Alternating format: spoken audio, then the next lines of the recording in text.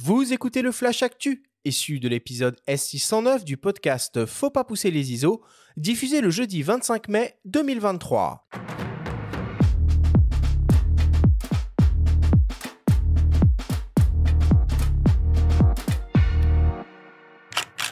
Cette semaine, dans le Flash Actu, Fujifilm lance un boîtier, une optique et une nouvelle application. Sony met à jour son compact zoom ZV1 et Canon lance une plateforme communautaire pour les passionnés d'images. Le Flash Actu vous est présenté par Fox.fr, le site des spécialistes de l'image. Fujifilm annonce un nouveau boîtier et une nouvelle optique. On commence avec le nouveau XS20 qui vient naturellement remplacer dans la gamme le XS10. Il s'agit d'un boîtier hybride équipé d'un capteur stabilisé au format APS-C X-Trans CMOS 4 de 26 millions de pixels associé au processeur d'image X-Processor 5.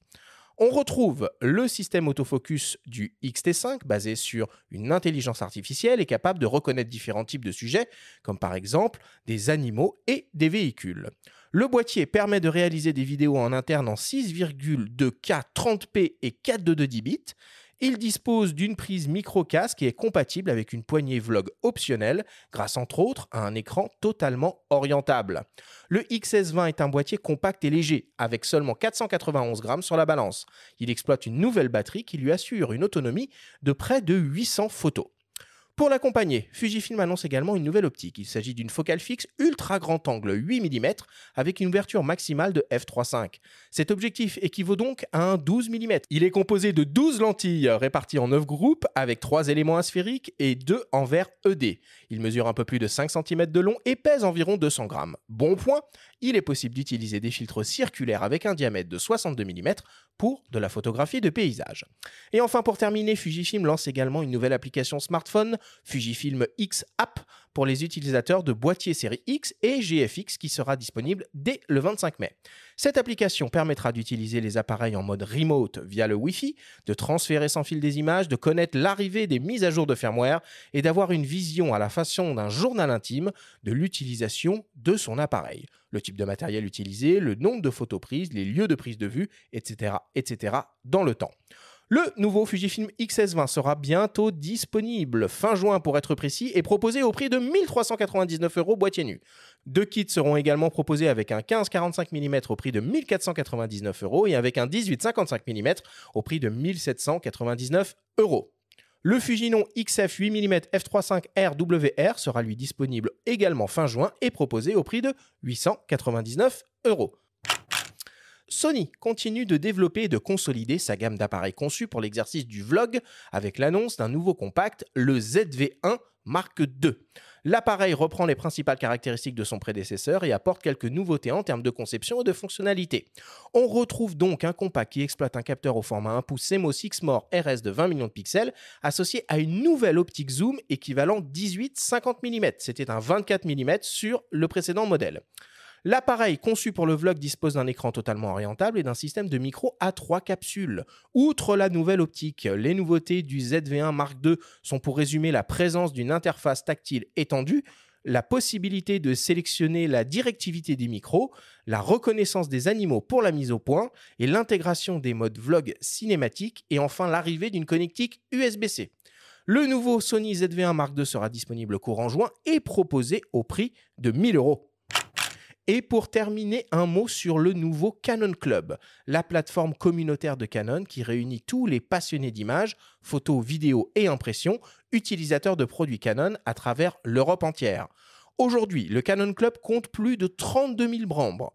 Sur le club, on retrouve des groupes thématiques pour poster des photos et échanger avec les autres membres, des challenges et des galeries d'inspiration.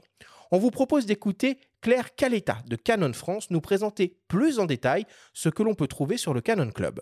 Alors concrètement, Canon Club, c'est une plateforme qui est accessible directement depuis notre site Canon et sur laquelle les membres vont pouvoir interagir en publiant leurs images, en commentant celles d'autres membres et en participant à des challenges qui sont régulièrement proposés par Canon. Et en ce moment, vous avez donc 2 thèmes qui sont à propos donc sur le thème de la texture. Donc l'idée, c'est de poster une de vos photos sur le challenge, et l'autre qui est plus sur le thème de la vie sauvage, donc plus sur l'esprit de la photo animalière. Voilà, et les membres peuvent aussi profiter de contenus exclusifs tels que des tutoriels vidéo, des témoignages de nos ambassadeurs et d'offres promotionnelles qui leur sont dédiées. Donc il existe 3 niveaux sur le Canon Club. Donc le premier niveau qu'on appelle Keep on Exploring, ensuite Keep on Creating et Keep on Mastering. Et chaque niveau déverrouille de nouveaux bénéfices. Ces niveaux, on les atteint comment? En fait, en complétant votre profil, en enregistrant tous vos produits Canon sur votre profil et en interagissant dans la communauté, que ça soit en publiant vos photos, en commentant les photos des autres membres, vous gagnez des points et vous pouvez accéder au niveau supérieur. Moi, je terminerai juste en disant que Canon Club, ça a été lancé il y a pas longtemps, c'est tout nouveau, et c'est voué à évoluer avec ses membres. Et donc, n'hésitez pas à nous rejoindre sur Canon Club. Pour vous inscrire au Canon Club, rien de plus simple, il vous suffit de vous rendre sur le site internet de Canon, canon.fr/canon-club, et d'enregistrer un ou plusieurs produits Canon achetés au cours des 12 derniers mois.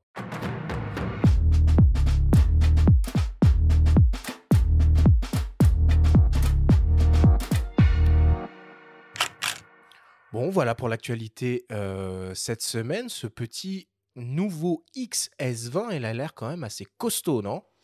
Ouais, il est costaud. Bah, il est à l'image de ce qu'était le XS10. Et Ouais. puis, on se souvient du XT30 quand était sorti le XT3. C'est une habitude, en fait, chez Fuji. Dans cette gamme-là, il y a une forme de ruissellement qui s'opère Des technologies. depuis le haut et des technologies. Donc là, ce qu'on a dans le XT5, alors pas tout évidemment, hein, notamment la définition du capteur, on le retrouve à l'étage en dessous, et notamment la stabilisation du capteur. Et ça, c'est très chouette.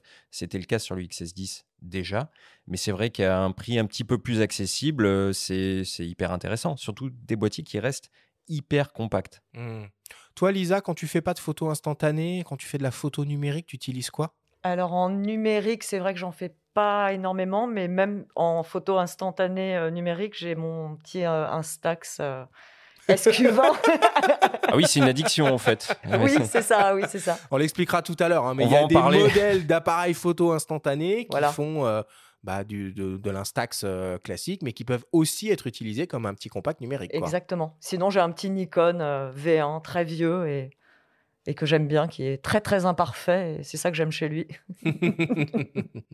Alors, parmi les actualités, moi, je voulais aussi parler rapidement donc, de DxO, qui propose une énième mise à jour, nouvelle version de la Nik Collection, hein, donc c'est la version 6. Alors, pour rappel, hein, la Nik Collection, c'est une série de 8 plugins qui sont conçus pour la post-production photo. On va pouvoir traiter les couleurs, les tonalités, la netteté, faire du HDR, faire du débruitage et des corrections géométriques. Et ces plugins, en fait, on les utilise avec les logiciels Adobe que sont sur ordinateur, Lightroom classique et Photoshop. Alors, au niveau des nouveautés de cette version 6, bon, il y a une amélioration de la fameuse technologie des Viewpoint qui est hyper pratique à l'usage, un nouveau filtre Nik Color Effects, une nouvelle interface pour Nik Define.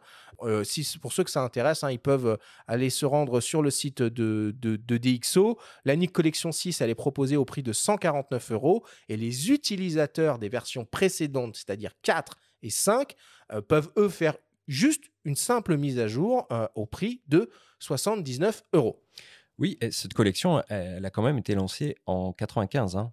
Ça fait Ça 28 commence à ans dater, hein. qu'elle existe. Elle est passée entre les mains de Google. Désormais, elle est dans les mains de DxO, qui l'entretient de fort belle manière. Précisons, donc, comme tu l'as dit, effectivement, ce sont des plugins qu'on peut utiliser avec des logiciels comme Photoshop ou Lightroom, mais on peut aussi les lancer de manière autonome. Hein.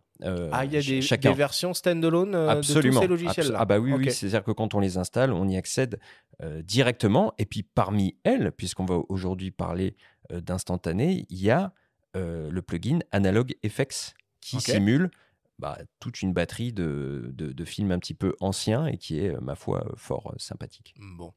Et Benjamin, tu voulais nous parler aussi du projet en cours de Jean-Christophe Béchet.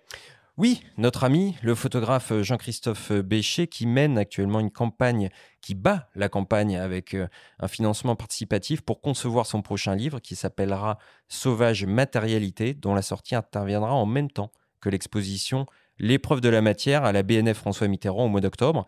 Il y participera aussi, cette expo. Alors, dans ce livre, il compte rendre hommage à tous les types de matérialité photographique. Donc, vaste projet.